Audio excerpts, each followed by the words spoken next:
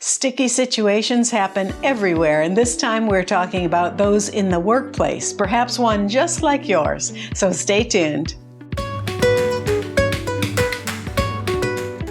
Hi everyone, and welcome to Fun to Know with Carol. I'm Carol, and my purpose here is to help you connect with your curiosity. And maybe you've just been curious about how to get out of sticky situations, or jams, or dilemmas, or whatever you want to call them. They're just tight and awkward spots. Now, in my last video, we talked about sticky situations with friends, and the word assumptions came up a lot.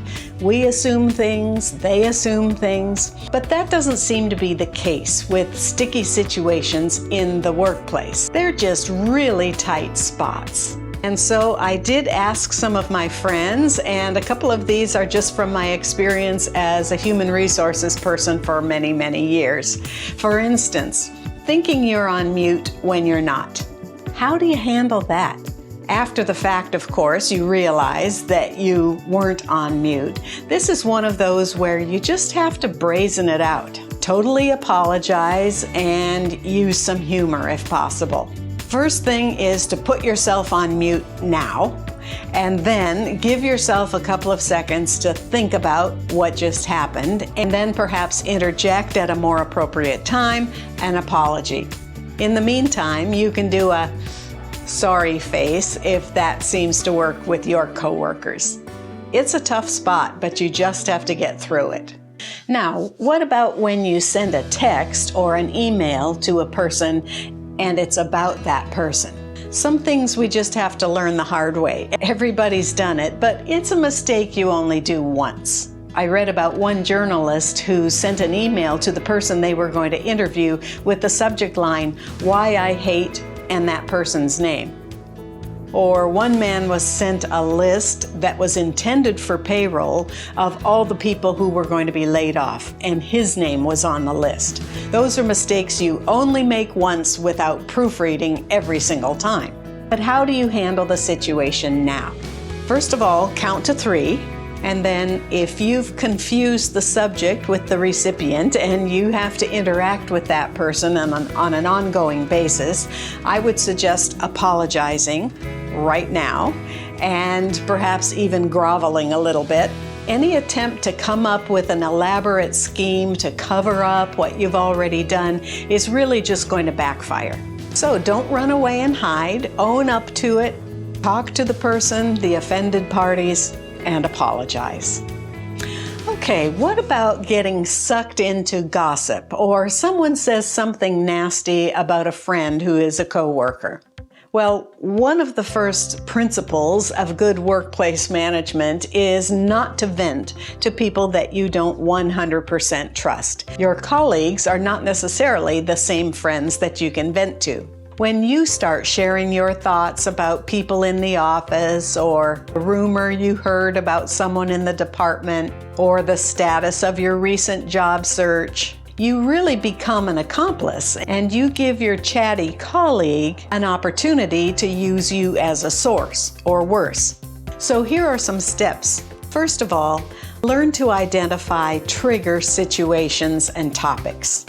If a colleague comes to you with the old, "I'm going to tell you something, but you've got to promise not to say anything," the best reply is to say, "Then you'd better not tell me, because I'm really not the best at keeping secrets." And you can also change the subject smoothly. What the workplace gossip needs is a captive audience. And if you don't play into that, they don't have the audience.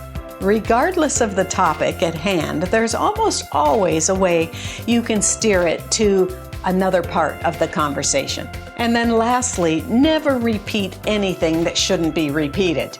The simplest, most effective way that you can ensure you don't get caught in a web of controversy is to keep your own mouth shut. File that information away in your own mental safe deposit box and carry on with your day. There's no reason to go any further. Now, here's one that can really get under your skin. When someone else takes credit for the work that you're doing. First of all, you need to take some time to calm down. Your mind is not working at its best right now. And then assess how serious the situation really is. Are they really trying to undermine you, to make you look bad, to make themselves look good? Or was it simply nervousness? Let's say they're doing a presentation and they keep referring to me and I rather than we. That could have just been nerves. So rather than jumping to conclusions, ask some questions. Ask the person after the fact why it happened. That's much better than making a claim. So you could say something like, I noticed when you talked about the project, you used I rather than we. Was that intentional? And then talk about how to remedy the situation. What would you like them to do? Would you like them to send an email clarifying that it was a team effort? But if the problem doesn't go away and you feel you're constantly being undermined, it may be time to speak to the boss. Now, how you speak to the boss is critically important. Be careful not to come off as a complainer. Frame it as an effort to create a good working environment, not to badmouth your colleague. And then be proactive about preventing it the next time. Be a good model of credit sharing. Do it the way you'd like to see others do it. Another awkward situation that someone brought to my attention was pushing boundaries with coworkers as friends. Setting boundaries with friends at work is important to your professional success. And not allowing friendships to become one-sided means that you don't have the potential of being taken advantage of. So here's what you might do to keep some boundaries at work. Don't overshare. Work friends may not be quite as loyal as your outside of work friends. Be realistic about the dynamic of that friendship.